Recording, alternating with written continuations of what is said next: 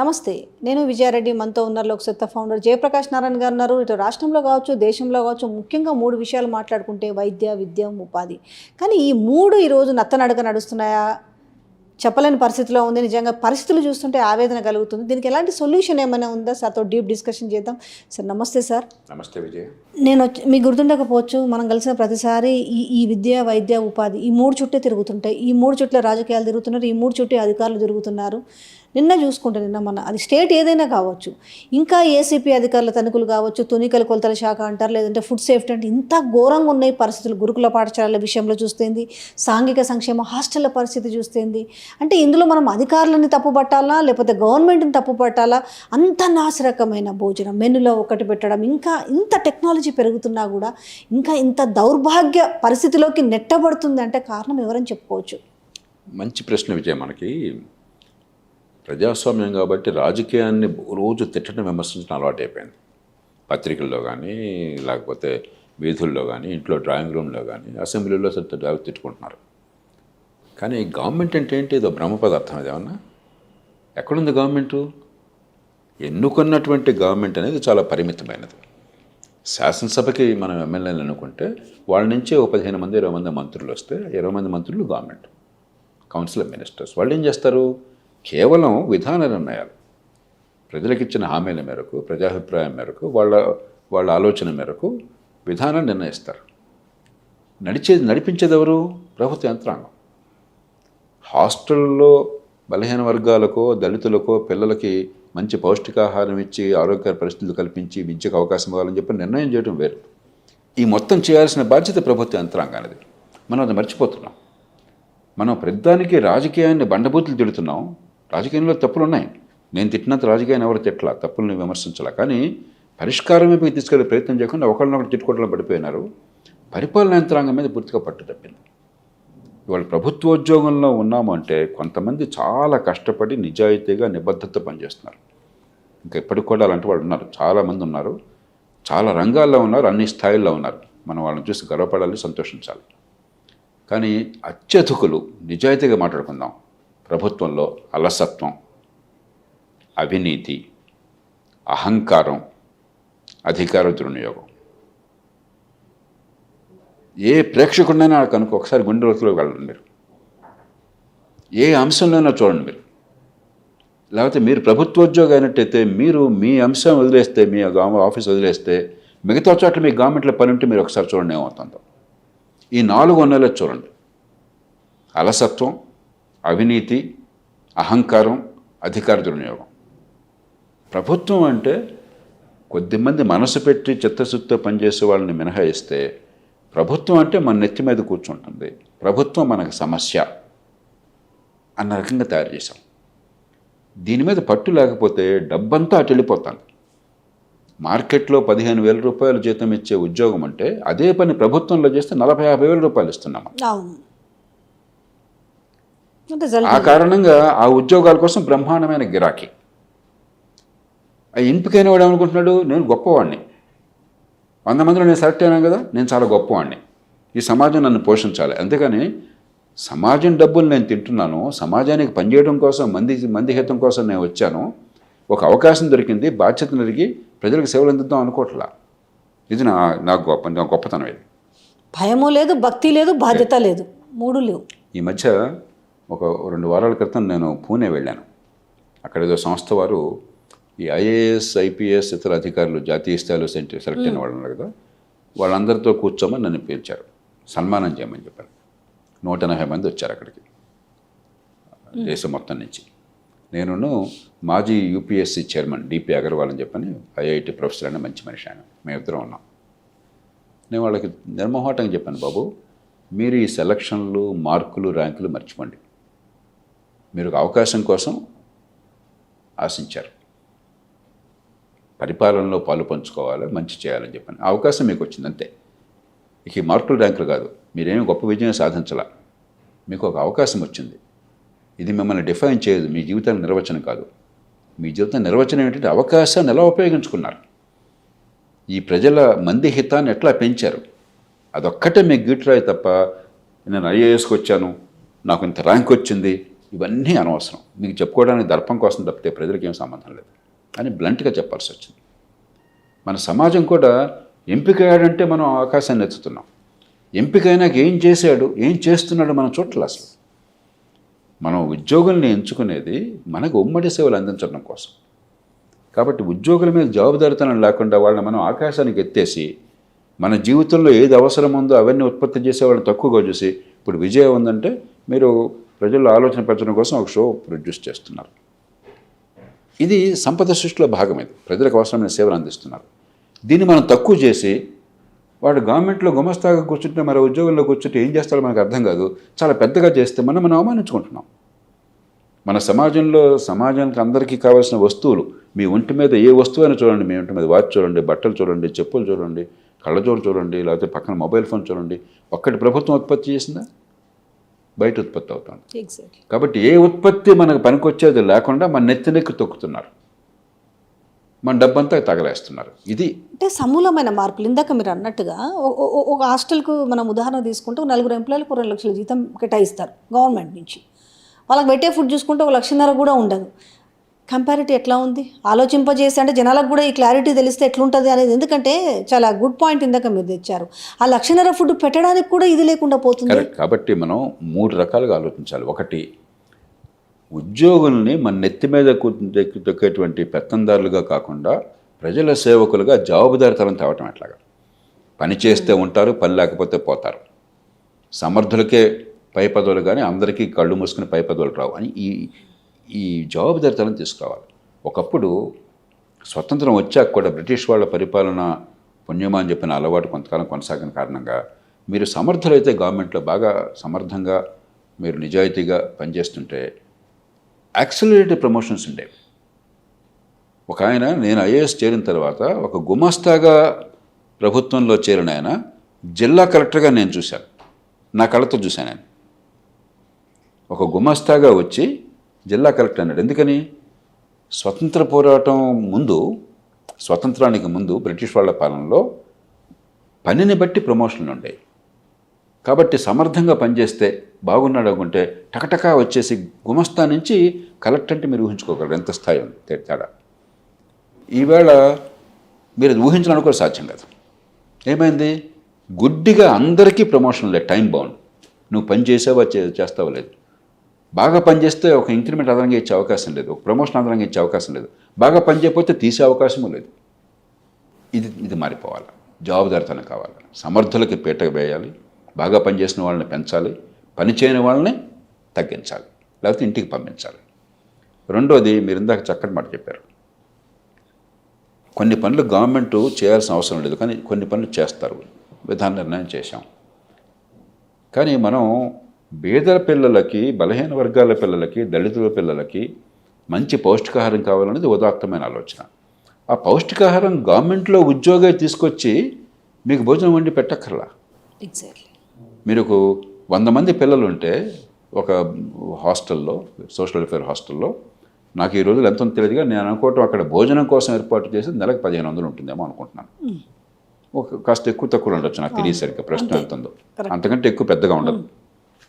100 మంది నిజంగానే పిల్లలు ఉన్నారు, దొంగ లెక్కలు వేరేది అనుకుందాం. చాలా చోట్ల అది నిజం కాదు, మీకు నాకు తెలుసు. 2, ఈ 1,500 రూపాయలు నిజంగా వాళ్ళ భోజనం కోసమే మంచి ఫుడ్ ఏర్పాటు చేస్తున్నారు అనుకుందాం, ఎక్కడ అవినీతి లేకుండా. ఈ 2 ఎంత నిజం కాదో మనకు తెలుసు, కానీ నిజంగా చేశారు అనుకుందాం. అంటే 1,50,000 ఖర్చు అవుతుంది నెలకి. నిజంగా 100 మంది పిల్లలు అక్కడ ఉంటే 100 మంది పిల్లలకి పౌష్టికాహారం సరైన భోజనం పెట్టే ప్రయత్నం చేస్తే, చిత్తశుద్ధితో చేసినా కూడా 1,50,000 ఖర్చు అవుతుంది. సిబ్బంది ఎంతమంది ఉంటారు హాస్టల్ నడపడం కోసం చెప్పని? ఒక వార్డెన్, కొన్ని చోట్ల ఒక డిప్యూటీ వార్డెన్, ఒక కుక్కు, ఒక క్లీనరు. వీళ్ళ జీతాలు 2 లక్షలు ఉంటాయి. వాళ్ళకి పెట్టే ఫుడ్ 1,50,000 కూడా ఉండట్లేదు. చాలా చోట్ల 1,50,000 ఫుడ్ అందట్లా.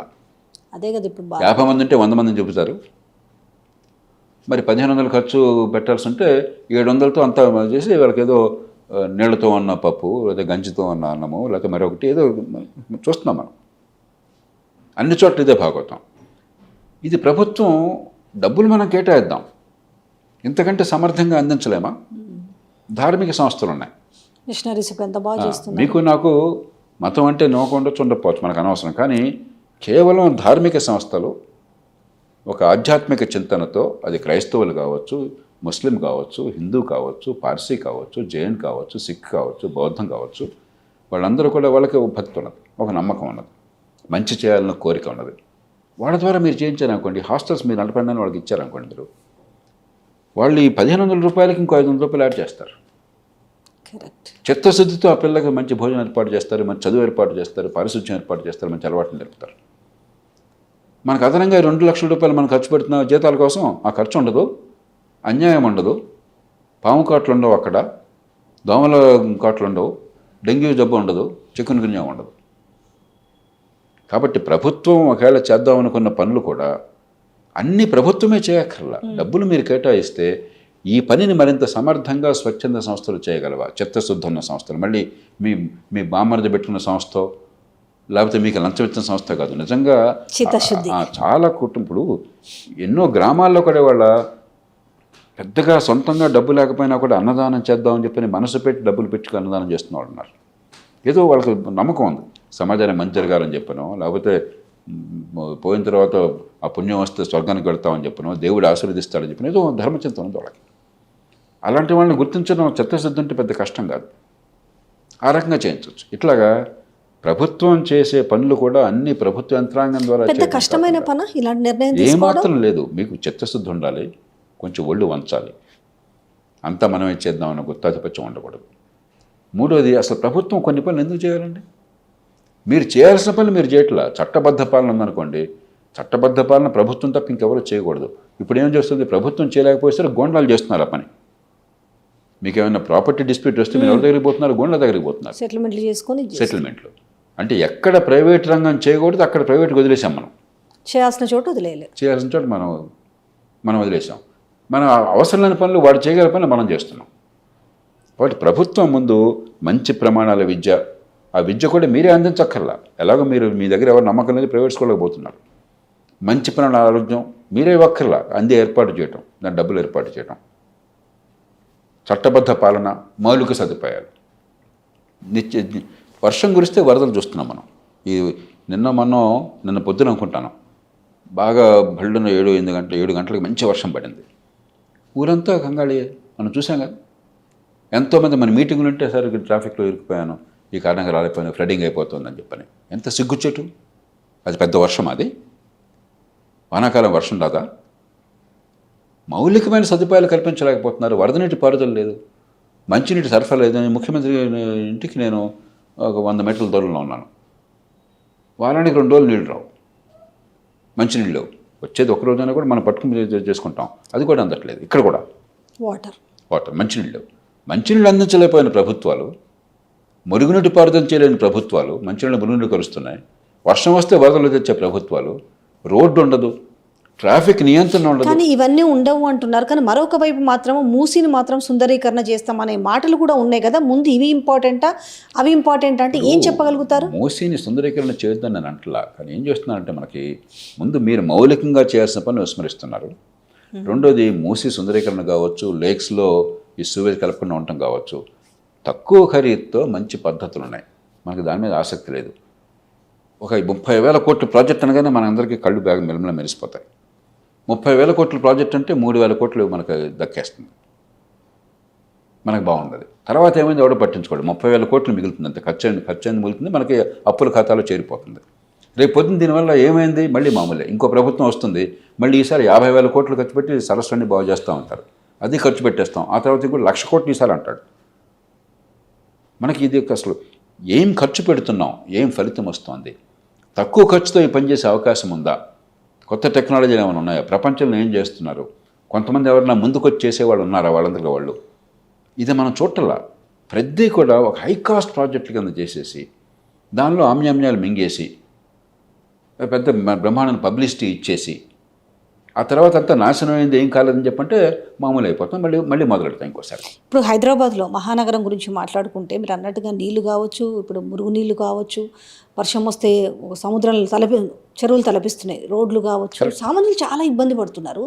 ఈ నేపథ్యంలో ఎందుకు ఇట్లాంటి టాస్క్లని, ఇలాంటి మీరు అన్నారు బేసిక్ థింగ్స్, ఈ బేసిక్ థింగ్స్ మీద దృష్టి పెట్టకుండా మిగతా ఏంటేంటో వాటి మీద పెట్టే విధానం చూస్తుంటే అంటే ప్రభుత్వాల పనితీరులో మార్పు రావట్లేదా, వాళ్ళ మెదళ్లలో ఇంకొంచెం తొలగించాలా? దీనికి వివిధ కారణాలు ఉన్నాయి. మొట్టమొదటి ప్రభుత్వం ఎందుకు అన్నది మన అధికారులకి, నాయకులకి, పత్రికలకి, ప్రజలకు కూడా అర్థం కావట్లేదు. అన్నిటికీ ప్రభుత్వమే సర్వస్వం అన్న పిచ్చిలో ఇంకా ఉన్నాం మనం. ప్రభుత్వం మౌలికంగా మానవ సమాజం ప్రభుత్వ వ్యవస్థని, ప్రభుత్వాన్ని ఎందుకు నిర్మాణం చేసుకుంది? జంతువులకు ప్రభుత్వాలు లేవే, లేదు, వాళ్ళకి అవసరం లేదే. మానవ సమాజం కృత్రిమంగా ఏర్పాటైంది మేధస్సు వల్ల. పిల్లల్ని పెంపకం 15-16 ఏళ్ళు పెంచాల్సిన అవసరం ఉండటం వల్ల మానవ సమాజం అవసరమైంది. మనకు మేధస్సు ఉంది కాబట్టి టెక్నాలజీ పెరుగుతుంది. కాబట్టి ఉమ్మడి వసతులు, ఉమ్మడి సౌకర్యాలు, ఉమ్మడి అవసరాలు తీర్చడం కోసం సొంత పనులు మనం సొంతంగా చేసుకుంటాం. సొంతంగా చేసుకోలేనివి ఉమ్మడిగా చేయాల్సినవి అవి చేయకపోతే నష్టం జరిగే ఉన్నాయి. దోమలు కుడుతుంటే చికెన్ గున్యా వస్తుంది, మీకు డెంగీ వస్తుంది. దోమల నివారణ మీరు సొంతంగా మాత్రమే చేసుకోలేరు, ఉమ్మడిగానే చేయగలం మనం. రవాణా కావాలంటే ఉమ్మడిగా మాత్రమే చేయగలం. ట్రాఫిక్ నియంత్రణ కావాలంటే ఉమ్మడిగా మాత్రమే చేయగలం. కోర్టులు, మంచి ప్రమాణాల విద్య, ప్రతివాడు స్కూల్ పెట్టుకోలేడు, మంచి ఆరోగ్యం. ఇది మర్చిపోయినాం మనం. ప్రభుత్వం పాత్ర ఎప్పుడైతే మర్చిపోయినామో ఒక గందరగోళంలో గురైపోయినాం మనం. రెండోది ఏమవుతుంది, మనకి పెద్ద ప్రాజెక్టులు, గ్లామరస్ ప్రాజెక్ట్ అంటే పబ్లిసిటీ ఎక్కువ వస్తుంది. జనానికి కూడా పాపం విషయం తెలియక ఇది అద్భుతం అనుకుంటున్నారు. దానిలో డబ్బులు నొక్కేయచ్చు. ఎంత పెద్ద ప్రాజెక్ట్ అయితే మనందరికీ తెలుసు. ప్రాజెక్టులో 10% కమిషన్ అంటే చాలా ధర్మంగా చేసినట్లు లెక్క. 30% కూడా ఉంటుంది. అంత కాంట్రాక్టులు, ఈ కమిషన్లు, మనకు కావాల్సిన వాడికి ఇచ్చుకోవటము, పని జరిగిందా లేదని తర్వాత చూద్దాం. ఏదో కొన్ని రంగాల్లో కొన్ని ప్రాజెక్టులు తప్ప డబ్బంతా సద్వినియోగమైంది, పని జరిగింది, మంచి ప్రమాణాలతో మనకు మరుగు సదుపాయాలు వచ్చినాయని చెప్పి నమ్మకంగా చెప్పగలుగుతున్నాం మనం? అది పూర్తిగా పోయింది.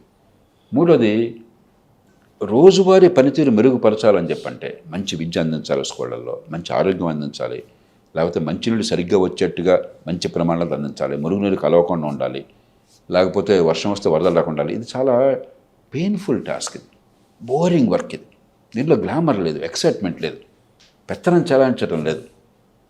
మీరు క్షేత్రంలోకి దిగి రోజు కష్టపడాలి. ఒక మున్సిపాలిటీలో చెత్త ఎప్పటికప్పుడు మూవ్ చేస్తున్నారా లేదా, కీటకాలు చేరుతున్నాయో చూడాలనుకోండి, ఆ మున్సిపల్ సిబ్బంది కానీ మిగతా వాళ్ళు కానీ పొద్దున్నే వెళ్ళి చూడాలి ఏం జరుగుతుందని చెప్పండి. చాలా బోరింగ్ వర్క్ అది, చికాకు కలిగించే పని. కానీ ఇదే ఇంపార్టెంట్ కదా. అది ఇంపార్టెంట్. మనకు ఆ చికాకు కలిగించే పని ఇష్టం లేదు. కాళ్ళ మీద కాలు వేసుకుని మహారాజులుగా బతికే పని చాలా ఇష్టం ఉంది.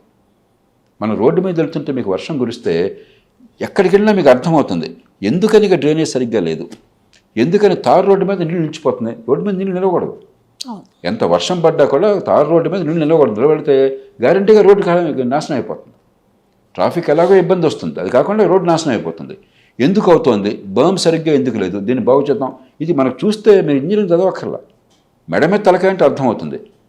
ఒక ప్రభుత్వంలో ఉన్న వాళ్ళు తప్ప, ఎందుకంటే ప్రభుత్వంలో ఉన్న వాళ్ళు 190 మంది అక్కడికి వెళ్ళి అసలు ఏం జరుగుతోంది, ఎందుకని ఇక్కడ ఫ్లడింగ్ అవుతోంది, ఎందుకు నీళ్లు నిలుస్తున్నాయి, నిలవకుండా ఉంటే ఏం చేయాలి, ఆ టైంలోకి వెళ్ళి చూడాలి కదా. హాయిగా కూర్చుంటారు. 11 ఆఫీస్కి వెళ్తారు. కొద్దిమంది చిత్తశుద్ధున్నాడు తప్పితే వెళ్ళగానే ఛాయ్ బాతా కానీ, ఆ తర్వాత లంచ్ టైం వచ్చేస్తుంది. ఈ లోపల పైరవీలు, ఫ్రెండ్లతో కబుర్లు ఫోన్లలో, 4 గంటలుగా మనం తిరిగి బయలుదేరుతాము.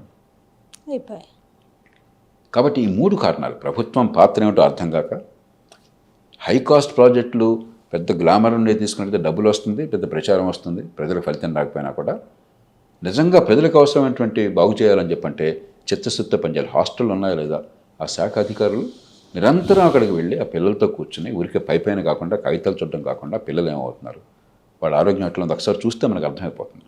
వాళ్ళకి పౌష్టికాహారం వస్తుందా లేదా, వాళ్ళకి జబ్బులు వస్తున్నాయా లేకపోతే మామూలుగా ఉన్నారా, జ్వరాలు వస్తున్నాయా, దోమలు కుడుతున్నాయా లేదా, వెళితే అర్థమైపోతుంది. వెళితే కదా అసలు వీళ్ళు 1 గంట వాళ్ళతో గడిపితే కదా. దారుణం ఏంటి సార్, అంగన్వాడీ పిల్లల విషయంలో నేను సోషల్ మీడియాలో వైరల్ అవుతుంది. పిల్లలందరికీ గుడ్లు పెట్టిరు, ప్రేయర్ చేయించారు, దాని తర్వాత మళ్ళీ ఆ గుడ్లు అంటే ఫోటో కోసం పంపించాలి కదా, మళ్ళీ ఇంటి నుంచి అంటే ఇక్కడ కనీసం కొంచెం మానవత్వం కూడా, చిన్న పిల్లలు ఆ గుడ్లు మనం తీసుకోవచ్చా అంటే ఇవన్నీ కొట్టుకుపోయినాయి. ఇది ఈ పరిస్థితి ఉంటే ఉపాధి విషయానికి వచ్చేసరికి ప్రతి గవర్నమెంట్ మేము వచ్చేసరికి 2 లక్షలు, ఇప్పుడు సంవత్సరానికి 2 లక్షల ఉద్యోగాలు ఇస్తామన్నారు, ఎవ్రీ మంత్ జాబ్ క్యాలెండర్ అన్నారు. సో మళ్ళీ యాజ్ ఇట్ ఈస్గా పిల్లలందరూ మా ఉద్యోగాలు అనేసి మాకు డిఎస్సి ఇంత మెగా డిఎస్సి వేయాలని చెప్పి గ్రూప్ 1 గ్రూప్ 2 100 ఈవెన్ ఈ నేపథ్యంలో ఇంత వీళ్ళని రాజకీయాల కోసం రెచ్చగొడితే ఇప్పుడు అందరూ మళ్ళీ రోడ్ల మీదకి వచ్చి కనపడ్డ చోటల్లో వాళ్ళు ఇప్పుడు ధర్నాలు చేస్తున్నారు. మనం ఏంది కొంచెం పరిస్థితి? నిజాయితీగా మాట్లాడి నేర్చుకోవాలి. తెలంగాణ ప్రభుత్వంలో మొత్తంలో కలిపితే నాకు సరిగ్గా సంఖ్య తెలియదు, బహుశా 4 లక్షల మంది ఉద్యోగులు ఉంటారు. ఉమ్మడి ఆంధ్రప్రదేశ్ 9 లక్షల మంది ఉండేవాళ్ళు. ఓకే. తెలంగాణ ప్రభుత్వం మొత్తంలో కలిపితే 4 లక్షల మంది ఉంటారు. ఒక 10,000 20,000 అటు ఇటు పడవచ్చు. ఒక సగటు ఉద్యోగి 30 ఏళ్ళు ప్రభుత్వంలో ఉంటాడు. 35 కూడా ఉంటారు, ఎందుకంటే 24 చేరతారు, కొంతమంది కొంచెం లేటుగా చేరవచ్చు. 35 ఏళ్ళు ఉంటారు. అంటే ఏడాదికి 4 లక్షల మందిని 30 ఏళ్ళు లెక్కేస్తే ఏడాది సగటున 3-3.5% మంది రిటైర్ అవుతారు. అంటే 4 లక్షల మంది ఉద్యోగుల్లో ఏడాదికి రిటైర్ అయ్యేవాళ్ళు 10-12 వేలు. 10-12 వేలు ఇవి ఉద్యోగాలు ఉన్నది. నేను ఎవరినైనా కూడా వినమ్రంగా అడుగుతున్నాను, 2 లక్షల ఉద్యోగాలు ఎక్కడి నుంచి తెస్తావు నువ్వు? ఎందుకు తెస్తావు? అంటే వీళ్ళని పోషించడం కోసమేనా ఈ దేశంలో ప్రజలంతా పన్నులు కట్టేది? ఏ పని లేకుండా ఉద్యోగులను ఎందుకు పెట్టుకున్నావు? మీకు సరదాగా ఉందని పెట్టుకుంటారా ఉద్యోగుల్ని? పన్ను కట్టేవాళ్ళం మేము, వాళ్ళ వల్ల మాకు ప్రయోజనం రావాలి, మాకు పని చేస్తారని, మాకు ఉమ్మడి సేవలు అందిస్తారని మేము వాళ్ళని పెట్టుకున్నాం అనుకుంటున్నాం.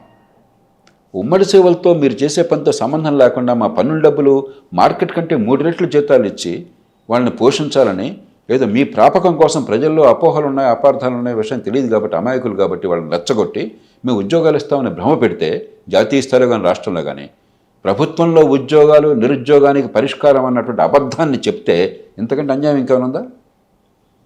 100 మంది మార్కెట్లో పనిచేస్తుంటే వివిధ రంగాల్లో వివిధ ఉత్పత్తుల్లో 3 ప్రభుత్వంలో ఉండేది. 100లో 3. ఈ 3ని ఎంత పెంచుతారు మీరు? పెంచిన కొద్ది జీతాలు. ఆంధ్రప్రదేశ్లో 93,000 కోట్ల రూపాయలు ఉద్యోగుల జీతభత్యాలు ఖర్చు అవుతుంది. తెలంగాణలో నా దగ్గర అంకెల్లో బహుశా 70-75 వేల కోట్లు ఉంటుంది. 2 రాష్ట్రాలు కలిపితే 1,65,00,70,000 కోట్ల రూపాయలు జీతాలు పెన్షన్లకే సరిపోతుంది, వేరే పరిపాలన ఖర్చు కాకుండా. రోజుకి 500 కోట్లు ఖర్చు పెడుతున్నారు మీరు ఉద్యోగుల మీద. 1000 రూపాయలు చేస్తారా దీన్ని? 1000 కోట్లు చేస్తారా? ఏ పని లేకుండా మాకు? అంటే వీళ్ళని పోషించడమే మా బాధ్యత, ఇంక వేరే పని కాదా? ప్రభుత్వాలు అందుకోసం ఉన్నాయా? ఏం పని చేస్తున్నారో మనం చూసాం కదా. చట్టబద్ధ పాలన అట్ట తగలడిందో మనం చూసాం. కోర్టుల్లో ఈ దేశంలో 10 ఏళ్ళు తిరగకుండా న్యాయం వస్తుందని ఒక్కడికి చెప్పను నాకు. ఒక మహిళ రోడ్డు మీదకి వెళ్తుంటే భయం లేకుండా ఉంటుంది నాకు అన్న వాతావరణం చెప్పను నాకు. ఆ కలకత్తాలో గొడవ అంతా ఏంటి? దేశం అంతా ఇప్పుడు రెట్టుకుపోతుంది. కారణం ఏంటి? ఆడపిల్ల సాయంత్రం 6 గంటల తర్వాత బయట ఉంటే తల్లిదండ్రులు భయం లేకుండా లబడబ కొట్టుకోకుండా ఉంటున్నారని చెప్పను నాకు. ఏమైనా అవసరం వస్తే వెంటనే యంత్రాంగం స్పందించే చట్టబద్ధ పాలన అక్కడ నిలబెడుతుందని చెప్పను నాకు. ట్రాఫిక్ దగ్గర నియంత్రణ సరిగ్గా ఉంటుంది, రెడ్ లైట్ వాడు జంప్ చేయడు, చేస్తే వాడు శిక్ష పడుతుంది చెప్పనండి. మీరు రాగానే చేసింది మొట్టమొదట ఈ పెనాల్టీస్ అన్ని వేవ్ చేయటం ఆయా. మిమ్మల్ని పెట్టుకుంది పెనాల్టీస్ పెట్టి ట్రాఫిక్ని నియంత్రించడం కోసం. మీరు చేసేది పెనాల్టీస్ తీసేసి ట్రాఫిక్ని నాశనం చేయడం కోసం. ఏ పని కోసం ప్రభుత్వాన్ని పెట్టామో కరెక్ట్గా ఆపోజిట్ చేస్తున్నారు మీరు. దానికోసం ఉద్యోగులను పెడుతున్నారు, దానికి జీతాలు 3 రెట్లు ఇస్తున్నారు. అది ఉపాధి కల్పన అంటున్నారు, నిరుద్యోగానికి పరిష్కారం అంటున్నారు. ఒక్కసారి గుండె మీద చేసుకుని చెప్పండి. ముఖ్యమంత్రి గారు కానీ, మంత్రులు కానీ, పార్టీల ఎమ్మెల్యేలు కానీ, వివిధ పార్టీల నాయకులు కానీ, మీడియా వారు కానీ, అలాగే యువతను నేను కోరుతున్నా, మీకు నైపుణ్యం ఉత్పత్తి చేయటం తప్ప ఇంకో మార్గం ద్వారా ఉపాధి ఉందనుకుంటే అంతకంటే పొరపాటు లేదు. ఆర్థిక వ్యవస్థ పెరగాలి, నైపుణ్యం రావాలి, మీకు ఉత్పత్తి చేయడం ఉత్పాదకత రావాలి. ఇంక వేరే మ్యాజిక్ ఏం లేదు. ఇవన్నీ అబద్ధాలు, మన మోసం చేయడం కోసం అంతే. ఇది మళ్ళీ మళ్ళీ మళ్ళీ సామాన్య ప్రజలకు కూడా అర్థమయ్యే రీతిన మనం చెప్పాలి. వీళ్ళు చెప్తున్నది ఇదే వింటారు కదా, సంవత్సరానికి 2 లక్షల ఉద్యోగాలు ఇస్తారట. ఎక్కడి నుంచి? నేను ఛాలెంజ్ చేస్తున్నాను, ఎక్కడి నుంచి? ఎక్కడున్నాయి ఉద్యోగాలు? దేశం మొత్తంలో ఉన్న ఉద్యోగాలు భారతదేశంలో జాతీయ స్థాయి, రాష్ట్రాలు, సైన్యము, తర్వాత రైల్వేసు అందరూ కలిపి ఉద్యోగాలు ఉన్నది 2 కోట్లు. దేశం మొత్తంలో మీకు వచ్చేది ఏడాదికి 6 లక్షల కొత్త ఉద్యోగాలు వస్తాయి. దేశం మొత్తానికి సైన్యము, రైల్వేస్ కూడా కలిపి. ఎవరిని మోసం చేస్తున్నాం మనం? సరే, నిరుద్యోగ ఉద్యోగులు ఏం సమస్య పని ఎట్లా చేస్తున్నారు? మరి ఎట్లా నిరుద్యోగ ఇప్పుడు ఈ ముక్క అనేది నాకు తెలిసి మీరు ఇన్నేళ్లకెళ్ళో చూస్తున్నారు, నిరుద్యోగ సమస్య సొల్యూషన్ ఏంటి అంటే వీళ్ళతో ఎప్పుడన్నా చర్చలు జరిపినప్పుడు దానికి వీళ్ళు ఒప్పుకోవట్లేదు. దేశవ్యాప్తంగా కావచ్చు, రాష్ట్రాల విషయం మనకు నిరుద్యోగ సమస్య బాగా వినిపిస్తుంది. దీన్ని సస్టైన్ చేయాలంటే ఏం నేను చేయాలి 2-3 ఉదాహరణలు ఇస్తాను విజయ. అచ్యుతాపురం అని చెప్పిన ఒకటి ఉన్నది, అనకాపల్లి జిల్లా, ప్రస్తుతం పూర్వం విశాఖపట్నం జిల్లా. ఓకే. బ్రాండిక్స్ అని శ్రీలంక కంపెనీ ఉన్నది. అక్కడ ఇప్పుడు ప్రస్తుతం 18,000 మంది మహిళలు పనిచేస్తున్నారు. అదివరకు 22,000 మంది ఉండేవాళ్ళు. కోవిడ్ తర్వాత తగ్గారు కొంచెం. చుట్టుపక్కల 100 గ్రామాల్లో ఒక్క మహిళకు కూడా నాకు ఉపాధి కావాలంటే ఉపాధి లేని వాళ్ళు లేరు. అలాంటి బ్రాండిక్స్ ఈ దేశంలో ప్రతి జిల్లాలో రావడం సాధ్యం. వాళ్ళంతా గార్మెంట్ మేకింగ్, వాళ్ళు విక్టోరియా సీక్రెట్కి అండర్ గార్మెంట్స్ చేస్తున్నారు. ఈ దేశంలో పుష్కలంగా పత్తి ఉంది. మన మహిళలకు కానీ లేకపోతే పనిచేసే వాళ్ళకి కానీ కొట్టడం తెలుసు, లేకపోతే నరకడం చాలా తేలిక. నిరుద్యోగం అనేవాళ్ళు కోకొల్లలుగా ఉన్నారు దేశంలో. ఎందుకు అన్ని చోట్ల జరగట్లేదు? దుర్మార్గపు లేబర్ లాస్ని పెట్టి ఒక ఉద్యోగం ఇచ్చే మనిషి, ఒక ఎంటర్ప్రెన్యూర్ పొరపాటున 10 మందిని ఉద్యోగంలో పెట్టుకుంటే పాపం చేసి అనిపిస్తున్నారు వాడితో. ఉద్యోగులు లేనటువంటి ఉత్పత్తి కావాలని ఎంటర్ప్రెన్యూర్స్ కోరుకుంటున్నారు. ఎందుకని? ఉద్యోగులు ఉండగానే వాడి తలకా తినేస్తున్నాం మనం. ఈ ఇన్స్పెక్షన్లు, లంచాలు, వేధింపులు, సాధింపులు, చివరికి ఏమవుతుంది? ఉపాధి కల్పించని ఆర్థిక వ్యవస్థ వస్తున్నది. ఒక భేద దేశంలో ఉపాధిని పెంచే ఆర్థిక వ్యవస్థ రావాలి. చైనాని తీసుకోండి. చైనా మనకంటే 4 రెట్లు ఎక్కువ ఉత్పత్తి, 4.5 రెట్లు ఎక్కువ ఉన్నది చైనా జీడిపి. అయినా కూడా మనకంటే సహజంగానే జనాభా తక్కువ ఉన్నారు. అందులో పనిచేసే వయసు ఉన్నవాళ్ళు తగ్గిపోతున్నారు చైనాలో. ఎందుకంటే వాళ్ళు జనాభా నియంత్రణ మనకంటే ముందుగానే చేశారు, 30 ఏళ్ళ ముందు చేశారు. దానివల్ల పనిచేసే వయసు ఉన్నవాళ్ళు తగ్గిపోతున్నారు. అయినా కూడా ఈ తక్కువ నైపుణ్యంతో పనిచేసేటువంటి గార్మెంట్ సెక్టర్లో వాళ్ళు మనం సమానంగా ప్రత్యుత్పత్తి చేస్తాం. గార్మెంట్ సెక్టర్లో మనం $40 బిలియన్ ఉత్పత్తి చేసి ఎగుమతి చేస్తుంటే చైనా $320 బిలియన్ ఉత్పత్తి చేసి ఎగుమతి చేస్తుంది, 8 రెట్లు. ఎందుకని? ఉపాధి కల్పించడమే ఉద్యమంగా పెట్టుకున్నారు అక్కడ. మన ఉపాధిని చంపేయటమే ఉద్యమంగా మనం పెట్టుకున్నాం. ఎందుకు అది అంటున్నా, ఎందుకు వస్తుందా తేడా? ఎందుకంటే పిచ్చి లేబర్ లాస్. ఒక ఉదాహరణ చెప్తాను. అడుగడుగునా కూడా ఉద్దేశం మంచిదే కావచ్చు, కానీ మనం చేసే పనులన్నీ కూడా ఉద్యోగాల సృష్టికి వ్యతిరేకమైనవి, ఉద్యోగాల సృష్టిని ఆపేసినాయి. అలాగే చదువు కోసం లక్షల కోట్లు దేశం అంతా ఖర్చు పెడుతున్నాం. తెలంగాణ, ఆంధ్రప్రదేశ్లో నేను ఎన్నిసార్లు ప్రతిరోజు చెప్తుంటాను, బోరు కొట్టేదాకా చెప్తుంటాను. 90,000 లక్ష రూపాయలు ఖర్చు పెడుతున్నాం ఒక్కొక్క బిడ్డ మీద. 180 మంది పిల్లలకి పొట్టగొస్తే అక్షరం రాదు. ఆ పిల్లల పాపం కాదు, పిల్లలు తప్పు కాదు. మనం టీచర్లకు జీతాలు ఇవ్వటము, స్కూల్ బిల్డింగ్లు కట్టడమే తప్ప పిల్లలు ఏం నేర్చుకుంటున్నారని ఆలోచన లేదు, అది పెంచాలన్న ఆసక్తే లేదు. నైపుణ్యం లేకపోతే ఆధునిక యుగంలో మీరు ఉద్యోగం ఎట్లా పనికి వస్తారు? మీరు 10వ తరగతి పూర్తి చేశారని సర్టిఫికేట్ వస్తుండే, 196 మంది పాస్ అయిపోతున్నారు. మీ లెక్కల ప్రకారమే 100కి 2 నుంచి 10 మంది మాత్రమే 10వ తరగతి స్థాయిలో వాళ్ళకి పరిజ్ఞానం ఉన్నది. గవర్నమెంట్ లెక్కల ప్రకారం, నేషనల్ అచీవ్మెంట్ సర్వేలు 100కి 50 మందికి గడియారం చూసి టైం చెప్పడం చేత కాదు. మార్కెట్లో తూకం రాళ్ళు పెట్టడం చేత కాదు. ఏమైనా తూకం వేయాలంటే చిన్న కూడిక తీసివేత చేయడం చేత కాదు. మరి వాళ్ళు ఏ రకంగా ఆధునిక యుగంలో ఎలా ఉపాధిలో పెడతారు? మీరు చెప్పండి నాకు ఒకసారి. దేనికి పనికి వస్తారు? ఏదో ఉత్పత్తి చేయాలిగా. మనకు పనికొచ్చి ఏదో పని చేయాలి. మీ కెమెరామన్ ఉన్నాడు, ఆయన కెమెరా ఎలాగో ఫోకస్ చేయాలో తెలియకపోతే, ఎలాగా ఈ ఫిల్మ్ చేయాలో తెలియకపోతే, తర్వాత ఎడిటింగ్ ఎట్లా చేయాలో తెలియకపోతే ఆయన మీరు కూర్చోబెట్టి ఎలా ఉద్యోగం వేస్తారు? మీరు డెఫినెట్గా సాధ్యమా? ఆ లైటింగ్ పెట్టడానికి లైటింగ్ తెలియకపోతే అసలు ఆయన ఎలా మీరు పోషిస్తారు? అట్లా ఉంది గవర్నమెంట్. స్కిల్ ఉండాలి కదా. స్కిల్. సో స్కిల్ లేనటువంటి విద్య వల్ల ఏమవుతుంది? ఓ పక్కనేమో మీరు ఉద్యోగాలు ఇచ్చేవాళ్ళు ఎవరినైనా కనుక్కోండి, మీకు నాకు తెలిసిన వాళ్ళు చాలామంది ఉంటారు. ఏదో పరిశ్రమ పెట్టేవాళ్ళు, కష్టపడేవాళ్ళు, పెట్టుబడి పెట్టేవాళ్ళు పెట్టుకుంటాడు. వాళ్ళందరూ అడుగుతున్నారు, మనుషులు లేరండి, స్కిల్ లేదండి, మనుషులు లేరండి, పనిచేసేవాళ్ళు మనుషులు లేరండి అని చెప్పాను. ఇంకెక్కడనే ఉంటుంది విడ్డోలో? ఉద్యోగాలు కావాలని లక్షల మంది వెనకాల పడుతుంటే, ఉద్యోగాలు ఇద్దామని కోరిన వాళ్ళకి మనుషులు, పనికొచ్చే మనుషులు దొరకకపోతే ఎంత దారుణంగా ప్రభుత్వం ఫెయిల్ అయింది. ప్రభుత్వం ఫెయిల్ చేయలేదు. విద్యా నైపుణ్యం లేకపోవటం. ఐటీఐలను పెట్టాం, పేరుకి నామమాత్రం. పాలిటెక్నిక్ పెట్టాం, పేరుకి నామమాత్రం. ఇంజనీరింగ్ కాలేజీలు పెట్టాం, పేరుకి నామమాత్రం. ప్రపంచంలో ఎక్కడా కూడా ఐటీఐల కంటే పాలిటెక్నిక్లు ఐటీఐల కంటే ఇంజనీరింగ్లో భారతదేశంలో మీరు గమనించారు లేదో, ఈ 2 రాష్ట్రాలు మీరు చూడండి, 2 లక్షల్లో 1,75,000, 2 లక్షల్లో ఇంజనీరింగ్ సీట్లు ఉంటే ఐటీఐలో ఉన్నది 35,000 మంది, పాలిటెక్నిక్ ఉన్నది 35,000 మంది. మొత్తం ప్రపంచంలో ఎక్కడ కూడా ఇంజనీర్ల కంటే ఐటీఐలు తక్కువ ఉంటారు. కానీ ఇక్కడ అట్లా ఉంది. ఎక్కడ ట్రైనింగ్ లేదు సరిగ్గా, ఐటీఐలో లేదు, ఇంజనీరింగ్లో లేదు. ఏదో చదివామంటే రోడ్ల మీదకి వస్తుంది. మరి ఉపాధి ఎట్లా వస్తుంది? ఆధునిక యుగంలో మోడర్న్ టెక్నాలజీతో ఉపాధి రావాలంటే స్కిల్ లేకుండా, నైపుణ్యం లేకుండా ఎట్లా వస్తుంది మీకు ఉపాధి? అది లేదు. మౌలిక సదుపాయాలు లేవు. ఒక పరిశ్రమ పెరగాలని చెప్పంటే ఎవరినైనా ఎంటర్ప్రెన్యూర్ అడగండి, ఇప్పటికి కూడా ఈనాడు కూడా ట్యాక్స్ డిపార్ట్మెంట్ వాళ్ళు వేధించుతుంటున్నారు. ఎవడో వచ్చే మీరు ఇంత వ్యాపారం చేస్తున్నారు కదా, ఇంత లాభం వస్తుంది కదా, నాకు ₹1,00,00,000 వచ్చి, ఏం కోటి అది తింటే కన్జ్యూమర్ తింటాడు, లేకపోతే వర్కర్ తింటాడు, నీకు ఇచ్చేది ఏంటని చెప్పంటే, ఇవ్వకపోతే నేను అసెస్మెంట్ రాసేస్తాను. అన్యాయం కదా, అన్యాయం అయితే చూసుకుని ఏం చేస్తావు? నువ్వు కోర్టుకు వెళ్ళాలా, కోర్టుకు వెళ్తే 50% నువ్వు డిపాజిట్ చేయాలా, 5 ఏళ్ళు 10 ఏళ్ళు పడుతుంది, లాయర్లు డబ్బులు ఇవ్వాలా, నాకు ఇవ్వు. దాంతో ఎంటర్ప్రెన్యూర్స్ ఏమయ్యారు?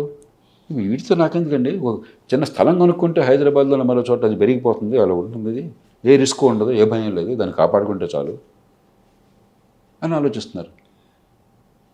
కాబట్టి ప్రభుత్వాల వైఫల్యం ప్రతి రంగంలో, అయితే మూర్ఖపు ఆలోచనతో చెడు విధానాలు, లేకపోతే అవినీతిమయమైన వ్యవస్థ,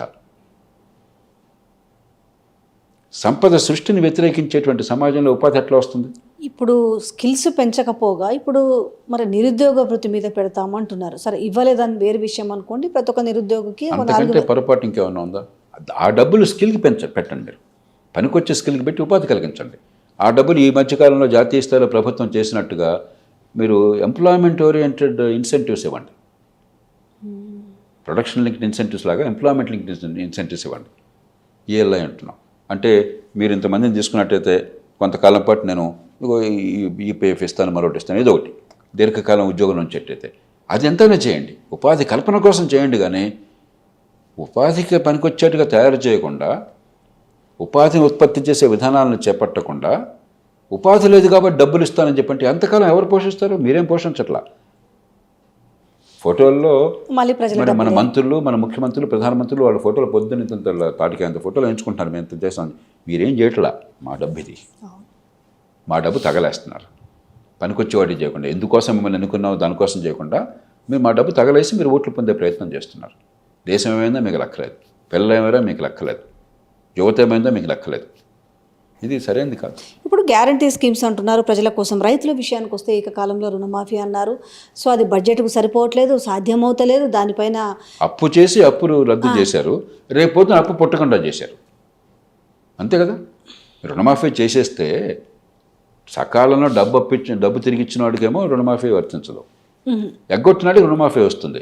ఎలక్షన్లకు ముందు మేము రుణమాఫీ చేయబోతున్నాం ప్రకటించాము, అప్పు తీసుకుని ఎగ్గొట్టండి ముందే మీరు ప్రచారం చేశారు. మీరు గమనించట్లేదు.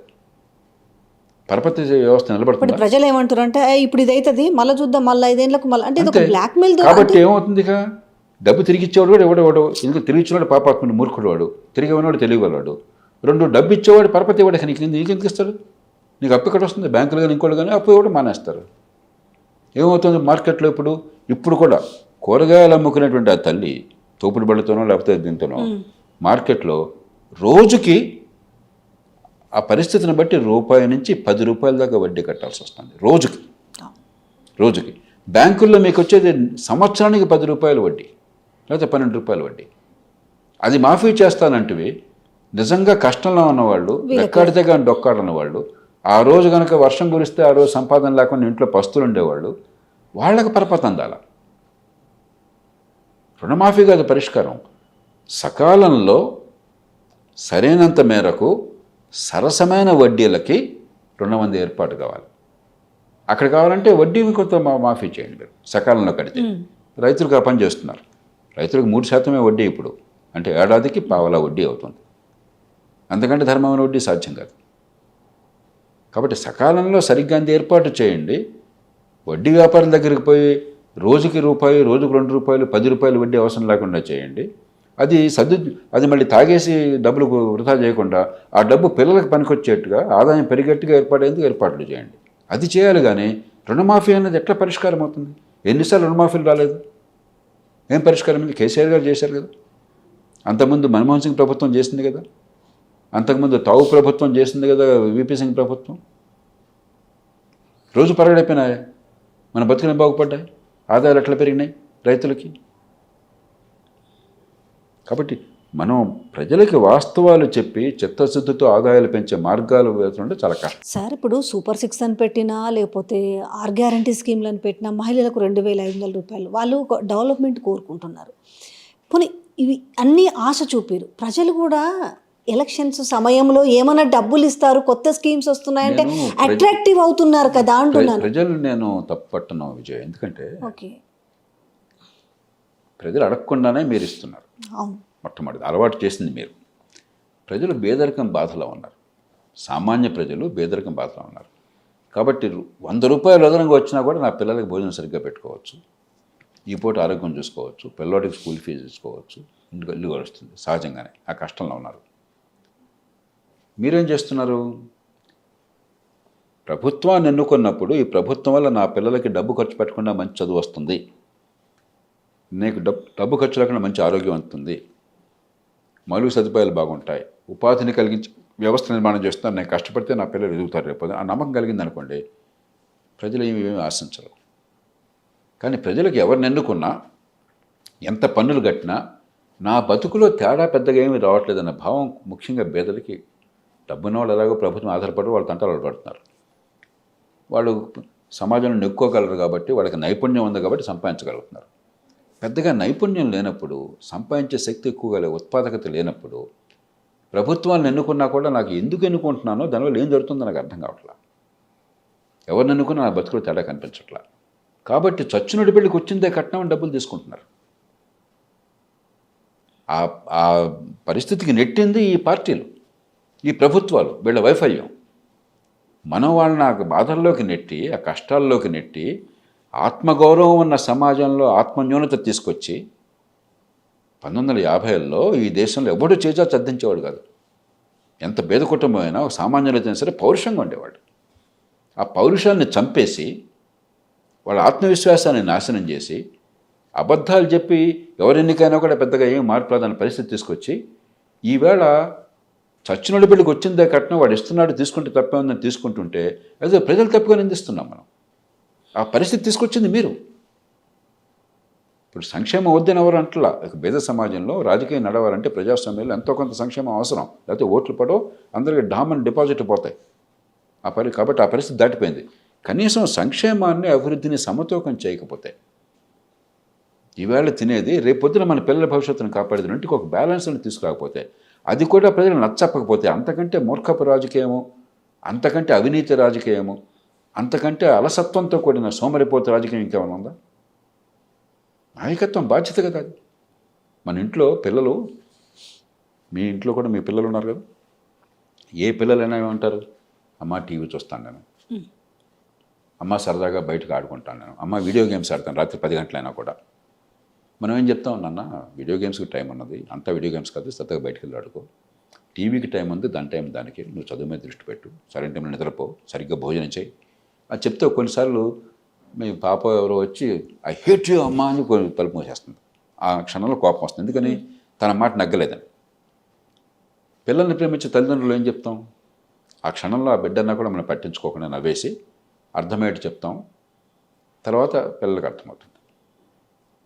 మన సొంత పిల్లల్నే పెంచడం చాలా కష్టం, ఎందుకంటే ఆ క్షణంలో కావాల్సిన క్షణిక ఆనందం కోసం వాళ్ళు పిల్లలు తపన పడతారు. మనందరికీ పిల్లల్ని పెంచిన తల్లిదండ్రులందరికీ ప్రపంచం అంతా కూడా ఇది నరకమే, ఇది అనుభవించాల్సిందే. అలాంటిది సమాజంలో మీ పిల్లలు కాదు కదా, వాళ్ళు మీ జన్యు సంబంధం లేదు కదా, మీ మీద వాళ్ళకి ప్రేమ లేదు, వాళ్ళ మీద మీకు ప్రేమ లేదు, నటిస్తున్నారు కానీ. కాబట్టి తాత్కాలికమైనటువంటి కోరినప్పుడు దీర్ఘకాలికంగా ఏది అవసరమని చెప్పి పిల్లలకి తల్లిదండ్రులు ఏ రకంగా చెప్తారో అలా చెప్పే ప్రయత్నం చేయకపోతే మీరు నాయకత్వం ఎట్లా అవుతారు? అది నాయకుల బాధ్యత. ఈ రెంటిని సమతూకాన్ని కనీసం పాటించడం, తాత్కాలికమైన కూడా కావాలి, కానీ అదే పరిపాలన చెప్పనుకుని దాని చుట్టే రాజకీయాన్ని తిప్పేసి అన్నీ గ్యారంటీలే, అన్నీ ఫ్రీగా ఇచ్చేటాలే, అంతేగాని విద్య ఏం చేస్తావు, ఆరోగ్యం ఏం చేస్తావు, ఉపాధి కల్పన ఎట్లా వస్తుంది, వీళ్ళ ఆదాయాలు ఎట్లా పెరుగుతాయి, నైపుణ్యం ఎట్లా పెరుగుతుంది, అది దేవుడు చూసుకుంటాడు. అది రాజకీయం ఎందుకు అవుతుందండి? ఇంటికి పడుకోవచ్చు కదా, మీరు మీ కుటుంబాలను మీరు చూసుకోవచ్చు కదా. ఈ రకంగా కుటుంబాలు చూస్తే కుటుంబాలు కూడా నాశనం అవుతాయి. ఈ పరిపాలన మీరు చేసే పనులను మీ కుటుంబంలో తీసుకొస్తే మీ కుటుంబం అంతా నాశనం అయిపోతుంది. నేను ఖచ్చితంగా చెప్తున్నాను, మీ పిల్లల బతుకు నాశనం అయిపోతుంది. ఇదే అక్కడ అలా చేరి మళ్ళీ అక్కడ పిల్లల మీద ప్రేమ ఉంది కాబట్టి నచ్చేస్తారు వాళ్ళకి. బాధ్యత గుర్తిరిగేట్టు చేస్తారు. సమాజం మీద ప్రేమ లేదు. మంది పిల్లలు తెస్తే మనకేం కావాలా, వాళ్ళ పిల్లల కుటుంబాలు నాశనం అయితే మనకేం కావాలా, నిరంతరం పేదరికంలో కూలిపోతే మనకేం కావాలా, మనకు కావాల్సిన అధికారం, మనకు కావాల్సిన పదవులు. ఇది ఏ రకంగా న్యాయం? సామాన్యులు ఆలోచించాలి. కాబట్టి ఇది బేదల తప్పు కాదు. ఏ రకంగానూ ఎవడికి ఓటేసినా నాకేమీ తేడా రావట్లేదు బతుకులో అన్న భావం కలిగినప్పుడు చచ్చినోడి పెళ్ళికి వచ్చిందే కట్నం అనుకుంటాడు. అదే ఉంది పరిస్థితి. అదే జరుగుతుంది. ఏదో రకంగా ఈ కోపం నుంచి బయటపడాలి. ఒక్కరూ అద్భుతాలు చేయలేం. అందుకే నేను ఈ ఉచితాలని ఆపేమని అంటలా. ఏదవసరం కనీసం బ్యాలెన్స్ అన్నా చేయండి అయ్యా, కొంచెం ముందు చూపు చూపెట్టండి అయ్యా, ఈ రెంటిని కలపండి అయ్యా, ప్రజలకు అర్థమయ్యే ప్రయత్నం కొంత చేయండి అయ్యా అని చెప్పి అంటున్నాం.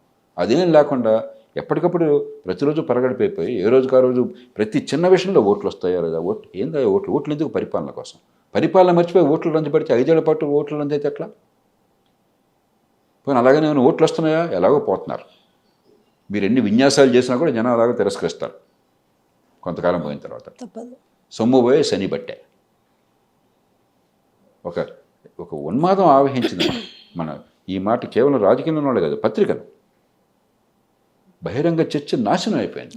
ఈ కులం ఆ కులం గుడ్డిగా వాడు మావాడు కాబట్టి వాడు పక్కన ఉంటానంతే తప్ప మనకి మందిగా ఏమవుతుందని చెప్పని ఆలోచన లేదు. మనం ఎంతమందికి చిక్కులు గుంజాం చూడండి, వాడు ఇప్పుడు ఎంతమంది డెంగ్యూ ఫీవర్ ఉంది చూడండి.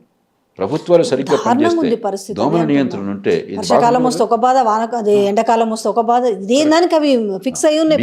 నాకు కూడా కాస్త గౌరవంగా బతికే వాళ్ళకు కూడా కాస్త తల్లిదండ్రుల చలవ వల్ల లేదా మన కష్టం వల్ల కొంత డబ్బులు పెద్ద ఇబ్బందులు అనుకున్నప్పుడు కూడా ఎక్కడేం దోమ కొడుతుందో, ఎక్కడే జబ్బు వస్తుందని భయంలో ఉన్నాం. ప్రపంచంలో మంచి పరిపాలన చోట ఈ బాధలు లేవే, ఈ ఇబ్బందులు లేవే. చైనాలో ఎవరో కూడా చిక్కుడుగా వస్తుందని భయపడరు అక్కడ. అంటే పరిపాలన ఎందుకో మనం మర్చిపోయినాం. కేవలం పెత్తందారితనం కోసం పరిపాలన. ఎందుకు ఎమ్మెల్యేలు అవ్వాలని కోరుకుంటారో, ఎందుకు 40 కోట్లు ఖర్చు పెడతారో నాకైతే అర్థం కావట్లేదు. ఇన్నేళ్ళు నేను చూశాను, నాకేం అర్థం కాదు. ఉన్మాదం తప్ప నాకేం అర్థం కావట్లేదు దానిలో అసలు. మీరు ఒక సైలెంట్, మీరు చేసే ప్రయత్నం, మీరు మార్పు కోసం చాలా చేస్తున్నారు వెనకాల. ఈ చేస్తున్న దాంట్లో మీకు ఎంత మేర కనిపించింది రిజల్ట్? అంటే మాకు బయట పోయి చూస్తే ఈ సమస్యలు చూస్తుంటేనేమో అసలు ముందుకు పోతుందా వెనక్కి పోతుందా అర్థం కాని సమస్య కనిపిస్తుంది. మీరు చేస్తున్న ఒక రకమైన పోరాటంలో మార్పు రావాలి, ఇంకా సమాజంలో ఇటు రాజకీయాల్లో మార్పు రావాలి. మంచి ప్రశ్న. నిజంగా ఈ రోజు మనం వేసుకోవాలి. కానీ 2 విషయాలు నేను నిరాశకి ఎందుకు గురి కాకూడదు అంటే, నిరాశ పరిష్కారానికి దారి తీయదు, మరింత నాశనం చేస్తుంది. 2 కారణాలు. ఒకటి, ఇంత అధ్వాన్నంగా ఉన్నాయని మనం చాలా మాట్లాడుతున్నాం, కానీ ఇంకో కోణం నుంచి చూడండి. గత 30-40 ఏళ్లలో, ముఖ్యంగా 1991లో నరసింహారావు గారు ఆర్థిక వ్యవస్థలో సంస్కరణ శ్రీకారం చుట్టిన దగ్గర నుంచి, నరసింహారావు గారు, మన్మోహన్ సింగ్ గారు, మన జీవితంలో ఎన్ని మంచి మార్పులు వచ్చినా మీరు ఒకసారి లెక్కేసుకోండి. ఆనాడు ఎంతసేపు మనం మాట్లాడుకుంటే కరెంట్ ఉండేది కాదు, ఈసారి 30 సార్లు కరెంట్ పోయేది. ఏసీ అది ఊహించడానికి కూడా సాధ్యం కాదు. ఫోన్ లేదు. గవర్నమెంట్ టెలిఫోన్ మనం రావాలంటే 3 ఏళ్ళు పట్టేది, బోర్డు డిపాజిట్ కట్టి. ఆ వచ్చినా ఎప్పుడు చనిపోతుండేది. మన జీవితాల్లో ఈ 30 ఏళ్లలో చాలా చాలా మంచి మార్పులు కూడా వచ్చినాయి. కాబట్టి సమస్యలు ఎన్నున్నా కూడా దీర్ఘకాలంగా ఏం జరుగుతుందన్న విషయం గుర్తుంచుకోవాలి మనం. అది మర్చిపోతే ఎప్పుడు నరకే కనిపిస్తుంది. ఆశావాదం దాని నుంచి వస్తుంది. రెండోది, మనకున్నప్పుడు మనం చాలా మాట్లాడుకున్నాం వాళ్ళ ప్రభుత్వాల మీద, పరిపాలన మీద కొన్న నిస్పృహ అంతా వెడకెక్కాం. దాన్ని కన్స్ట్రక్టివ్గా ఛానలైజ్ చేయాలి, నిర్మాణాత్మకంగా. దీన్ని ఆల్ రైట్, దీనికి పరిష్కారాలు ఏంటి, దేవుడి ప్రత్యక్షమై ఏం కావాలో కోరుకో బిడ్డ అంటే ఏం చేయాలో మనకు తెలియకపోతే, ఆ రకంగా నిర్మాణాత్మకంగా మనం ఈ బాధని, ఆవేదనని, ఈ వాస్తవాన్ని మలచలేకపోతే మన సమస్యల భాగం అవుతాం. కాబట్టి మనమంతా చేయాల్సింది చేస్తుంది ఆ పని. ఒకటి, చారిత్రక దృక్పథం. నిరాశ కాకుండా ఎంత సాధ్యమో మరింత చేస్తే మరింత ఎక్కువ మంచిగా జరుగుతుంది. రెండోది, మన ఆవేదనని, మనం చూస్తున్న కఠోర వాస్తవాలని పనికొచ్చే రీతిని నిర్మాణాత్మకంగా మలచడం అట్లాగా. అందుకని నేనేనాడు కూడా పరిష్కారం లేని విమర్శ ఎప్పుడు చేయాలి. నా జీవితంలో ఎప్పుడైనా సరే మీరు చూడండి, గత 30 ఏళ్లలో ఒక్కసారి కూడా పరిష్కారాన్ని చూపని విమర్శ ఎప్పుడు చేయలేదు. రెండోది, మంచి చేస్తే అభినందించకుండా ఎప్పుడు ఉండలేదు. కొద్దిపాటి మంచి చేసినా కూడా దాన్ని ప్రోత్సహిద్దాం, అభినందిద్దాం. ఇంకో మార్గం లేదు. సమాజాలు బాగుపడడానికి ఇంకొకవన్నా సినిమాలో ఏంటంటే ఒక హీరో వచ్చి ఒక మంచి పాట పాడేసరికి అంత ముందుగా నరకం అన్నదా పాట వేసరికి స్వర్గం అయిపోతుంది. అది సినిమాల్లో సాక్ష్యం. లైఫ్లో ఎప్పుడు కూడా ఒక పాటతో నరకం స్వర్గంగా మారదు. నరకాన్ని స్వర్గంగా మార్చడం కోసం దాని వెనకాల చాలా పద్ధతులు కావాలి. అవి ఏర్పాటు చేయాలి, ఓపికగా కష్టపడాలా, టైం ఇవ్వాలి.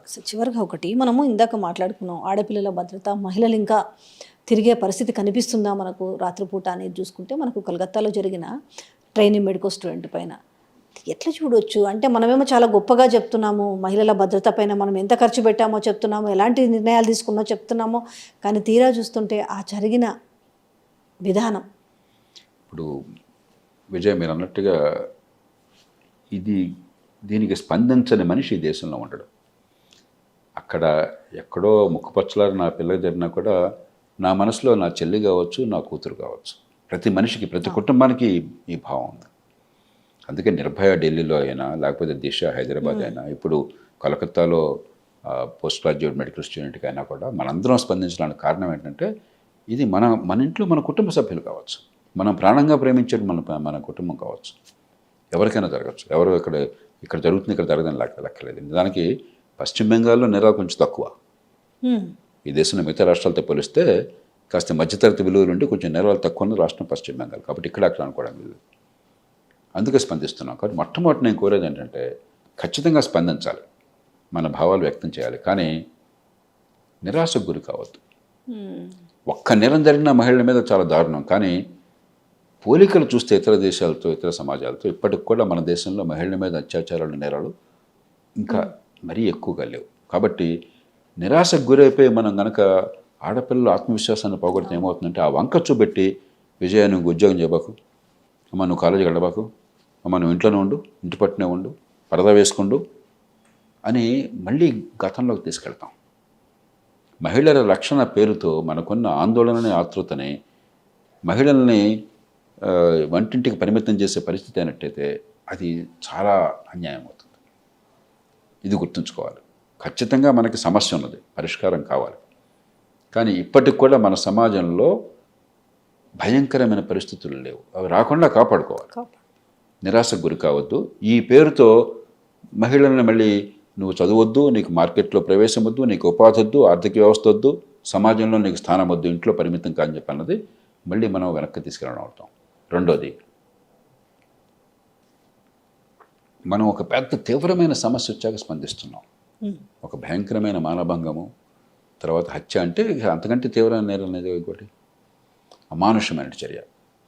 కానీ ఈ లోపల సబ్ థ్రెషోల్డ్ చాలా నా దృష్టిలో ఏ ఆడపిల్లని అడగండి, నేను చెప్పలేని మీరు చెప్పగలుగుతారు, మీరు జీవితం అనుభవిస్తున్నారు కాబట్టి మహిళలకి చాలా అవమానాలు ఇబ్బందులు ఎదురవుతున్నాయి. కాలేజీకి వెళ్ళినా, వర్క్ ప్లేస్కి వెళ్ళినా, లేకపోతే పబ్లిక్ ట్రాన్స్పోర్ట్లో ట్రావెల్ చేసినా కూడా హేళనలు, ఎకసెక్కాలు, ఆ అమ్మాయి సౌందర్యాన్ని బహిరంగ వర్ణించటాలు, ఏలవేయటాలు, అనుమతి లేకుండా ముట్టుకునే ప్రయత్నం చేయటాలు, ఇవన్నీ రోజు నేను వింటుంటాను. ఆ స్థాయిలోనే తోటకూరనాడే మనం అదుపు చేసే ప్రయత్నం చేసామనుకోండి, పెద్ద నేరాల దాకా వెళ్లకుండా సమాజంలో భద్రత వస్తుంది. మీరు చిన్న చిన్న నేరాలు కదా వదిలేశారనుకోండి, మీరు ఇవి క్రమక్రమంగా పెరుగుతాయి, ఒక భద్రత లేని వాతావరణం వస్తుంది. కాబట్టి పెద్ద నేరాలు సరిగా మనం స్పందిస్తాము, ఉరిశిక్ష చేయాలంటాము, 10 రోజుల్లో వేస్తే సంతోషం, తర్వాత చూద్దాం. కానీ ఆ పరిస్థితి రాకుండా మహిళల మీద చిన్న చిన్న నేరాలు ఏల వేసి గొడవ చేసినా సరే, ఈవిటీజం చేసినా సరే పెద్ద శిక్ష అయ్యక్కర్లా, వెంటనే వారం రోజుల్లో 10 రోజుల్లో వాళ్ళని గుర్తించి శిక్ష వేసే ఏర్పాటు, చిన్న శిక్ష వేసే ఏర్పాటు. బ్రిటన్లో ఈ రైట్స్ జరిగినాయి గత 15 రోజులుగా. 29 జూలైన ఆ దారుణమైన సంఘటన జరిగింది. బ్రిటన్లో అమ్మాయిల్ని దుర్మార్గులు చంపేయటం 29 జూలైన. ఇప్పుడు 14 ఆగస్టు మనం మాట్లాడుకుంటున్నాం. ఇప్పటికే కొన్ని డజన్ల మందికి శిక్షలు పడ్డాయి, తెలుసా మీకు సంగతి? ఫాస్ట్గా 2 వారాలు గడవకుండానే అక్కడ అల్లర్లకు పాల్పడిన వాళ్ళకి చాలామందికి శిక్షలు పడిపోయినాయి ఇప్పటికే 14 రోజులు. మనకి ఇదేదో వేరే ప్రపంచంలాగా అనిపిస్తుంది. అలా 10 రోజుల్లో ఈ చిన్న చిన్న నేరాలు ఆడపిల్లల మీద చేసిన వాళ్ళకి వెంటనే అక్కడికక్కడే కమ్యూనిటీ కోర్టులు పెట్టేసి, చిన్న లోకల్ కోర్టు పెట్టేసి అక్కడికక్కడే సాక్ష్యం తీసుకుని వచ్చినది 1000 రూపాయలు జరిమానా అనండి. అంతకంటే కూడా ఎక్కర్లేదు ప్రస్తుతానికి. స్టూడెంట్ అయినట్లయితే నువ్వు స్టూడెంట్కి పూర్తయ్యేదాకా నువ్వు ప్రొబేషన్లో ఉంటావు, ఇంకొకసారి అలా చేస్తే నీకు స్టూడెంట్ లైఫ్ ఖతం. ఆ భయం కలిగించండి. నీకు ఉద్యోగం రాదు, ఆ భయం కలిగించండి. ఆ ప్రయత్నం చేస్తే ముందేమవుతుంది, సమాజంలో ఒక భద్రత వాతావరణం వస్తుంది. ఆడపిల్లల్ని పిచ్చి పిచ్చి వేషాలు వేయడానికి సాధ్యం కాదు. ఇది సమాజం సహించుకునే ఒక సంకేతం ఉంటుంది. ఇక ఇలాంటి కేసుల్లో ఖచ్చితంగా నెల రోజుల లోపల శిక్ష పడాలి, ఉరి శిక్ష పడాలి. నాకేం అనుమానం లేదు దానిలో, కొన్ని కేసులైనా సరే. ఇక మూడోది, ఇప్పుడు హాస్పిటల్ కానీ పట్టుకుని డాక్టర్లంతా కూడా, యువ డాక్టర్లంతా కూడా ఉద్యమం చేస్తున్నారు. ఖచ్చితంగా వర్క్ ప్లేస్లో ఇక మనకి సేఫ్టీ అనేది ఆటోమేటిక్ అనుకోవడానికి లేదు. ఆధునిక టెక్నాలజీ ఉపయోగించి మనం వాళ్ళకి భద్రత కలిగే వాతావరణం ఇష్టం వచ్చినట్టు అందరూ చొరబడే ప్రయత్నం చేయకుండా, ఇలా ఇప్పుడు ఇది సార్ దారుణమైన నేరం. ఇది కాకుండా కూడా డాక్టర్లు ఏమైనా చేస్తుంటే, డాక్టర్లు దేవుళ్ళు కాదు. పేషెంట్ కనుక ప్రాణాపాయ స్థితిలో వస్తే, లేకపోతే ప్రాణాన్ని కాపాడలేని పరిస్థితిలో వస్తే ప్రాణాలు పోతాయి. ప్రాణం పోతే డాక్టర్ని తంతానంటే ఎట్లా? కాబట్టి అలాంటి కేసుల్లో కఠినమైన శిక్షలు ఉండాలి. అందరూ వచ్చి చొరపడి, ఒక పేషెంట్ ఒకటి 10 మంది అటెండెంట్స్ ఉంటారు. అలాంటి అవకాశం లేకుండా ఇలాంటి వర్క్ ప్లేసుల్లో భద్రత కలిగించాలి. సమాజంలో అందరికీ ముందు కొన్ని పరిమితులు అర్థం కావాలి. మనం రోడ్డు మీద వెళ్తున్నాం, ట్రాఫిక్లో మన వెహికల్ ఇంకో వెహికల్ పొరపాటున టచ్ అయింది. ఎవరు పొరపాటున అయి ఉండొచ్చు, ఎవరు కావాలని చేయరు. ఈ గందరగోళంలో వెంటనే మన రెస్పాన్స్ ఏంటి? బయటకు వచ్చి ఊగిపోతూ కోపంతో వీడు వాడి మీద కలపడతారు. ఆ మధ్యలో అక్కడే ఆపేసి ట్రాఫిక్లోనే కాదు, దొరికితే వాడిని బలహీనైతే తంతారు, వాడిని పడేసి. ఇది కాదు, పబ్లిక్ని ఎడ్యుకేట్ చేయాలి. సిస్టమ్స్ ఉండాలి. ఏమన్నా ఉంటే వెంటనే పోలీస్ స్టేషన్కి ఫోన్ చేయటము, లేకపోతే ఇన్సూరెన్స్ నెంబరు, మీ కార్ నెంబరు, ఫోన్ నెంబర్ ఇచ్చేసి మీరు వెళ్ళిపోవటం. మీరు తర్వాత చూసుకోండి, ఇన్సూరెన్స్ చూసుకోండి, మీరు పోలీసులు చూసుకోండి. అంతేగాని ప్రతి చిన్న ఇంటరాక్షన్ సమాజంలో అది హింసకు దారితీయటం అయినట్టయితే, చేసుకోవడంతో పరిష్కారం లేకపోయినట్టయితే సమాజం అరాచకత్వం అవుతుంది. బంగ్లాదేశ్లో ఏమైంది? చివరి పోలీసులు ఇంటికి వెళ్ళిపోవాల్సి వచ్చింది, మీరు ఎవరు రాలేం బాబు అని చెప్పని. కాబట్టి మనం స్లోగా అరాచకత్వం స్థాయికి వెళ్తున్నాం. ఎక్కడికక్కడ చట్టం చేతిలో తీసుకోవటం, బాధిపారేయటం, కొట్టేయడం, ఇది పద్ధతి కాదు. మీకు ఎంత ఇబ్బంది కలిగినా సరే అది పద్ధతి కానే కాదు. దేని చూసుకున్నా కూడా ఇక్కడ అవేర్నెస్సే ముఖ్యం అనిపిస్తుంది. ప్రతిదానికి కూడా ఒక క్లారిటీ తీసుకురావాలి వాళ్ళకంటే, ఇటు మామూలు ప్రజానికి. ఇవన్నీ చేయించాలంటే పాలకుల్లో ముందు చిత్తశుద్ధి ఉండాలా, కొంత సంయమనం కావాలా. నాకు విఐపి కల్చర్ కావాలా, నన్ను ఒక కింగ్ లాగా చూడాలా, నా వెనకాల 100 మంది 1000 మంది ఉండాలి అనగానే మీ మీద నమ్మకం పోయింది ముందు. అసలు మీరు మనిషిలా ప్రవర్తించట్లా. మీరు సమాజానికి ఏమైనా చెప్పినా కూడా మీ మాట వినేవాడు ఎవడో ఉండడు. మీరు పాటించండి దాన్ని, మీరు క్యూలో నుంచోండి. మీరు ఒక కింగ్లాగా ప్రవర్తించబోకండి. నేను కొమ్మునిపోయింది లేదు, 5 నిమిషాలు ఆలస్యం అయితే మీ కార్లకు అదే పనికి ఇంత బ్రహ్మాండం పెట్టుకోపోకండి. అరే, వేల మంది రోడ్ల మీద నిలబడి ఉంటే దుమ్ము రేపుకుంటే మీరు ఒకసారి మీ కారు మాత్రం ఎందుకు వెళ్తాడో దేవుడికి ఎరుక. ప్రజల పని కూడా కాకపోవచ్చు చాలా సందర్భాల్లో. వెనక ముందు 30 వెహికల్స్ పెట్టి మీరు అంతా వెళ్ళిపోతుంటారా? ఏంటిది? ప్రజలు మీ మాట ఎందుకంటారు? కొంచెం సమయాన్ని పాటించండి, మనుషుల్లా ప్రవర్తించండి. ఓటు దగ్గరికి వచ్చినప్పుడు నమస్కారం పెడుతున్నారు, చేతి దండాలు పెడుతున్నారు. అక్కడికి వచ్చేలాగానే మహారాజులాగా చక్రవర్తులాగా ప్రవర్తిస్తున్నారు. అది ఆ ప్రవర్తన కొంత మార్చండి. కొంచెం ఇంగిత జ్ఞానంతో ప్రజలను ప్రేరేపించండి, ఖచ్చితంగా మాట వింటారు. కానీ మీరు కొంత పాటించకపోతే మాట వినరు. Thank you so much sir. చాలా విషయాలు మాట్లాడాలంటే సమస్యలు చాలా ఉన్నాయి. ఎనీహౌ సమయం కేటాయించి మాకు సమాధానం చెప్పినందుకు thank you so much sir.